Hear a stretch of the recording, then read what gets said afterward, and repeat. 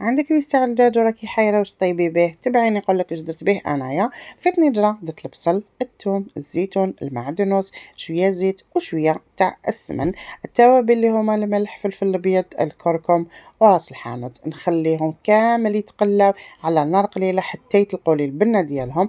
نضيف عليهم البسباس كنت قطعته بهذه الطريقة والزرودية، ونزيد نخليهم يتقلاو شوية حتى يطلق البسباس الماء ديالو. في ريسيبيون درت شوية لحم مفروم، درت فيه حبة بيض وشوية تاع الشابلور ونفس التوابل اللي درناهم في المرقة ديالنا. هنا المرقة تاعي كانت طابت تقريبا 70% بعد ما مرقت بالماء سخون، يعني الدجاج تقريبا طاب والبسباس طاب لي مليح. نحط هاد الكريات تاع اللحم، انا كنت حشيتهم جبن الطاري، ونشكل كريات كامل ونحطهم يطيبوا لي هما يخسروا لي المرقة ديالي. وشوفوا لي الطبق ديالي كيفاش دا في الاخير. شوفوا المنظر ديالو يفتح النفس.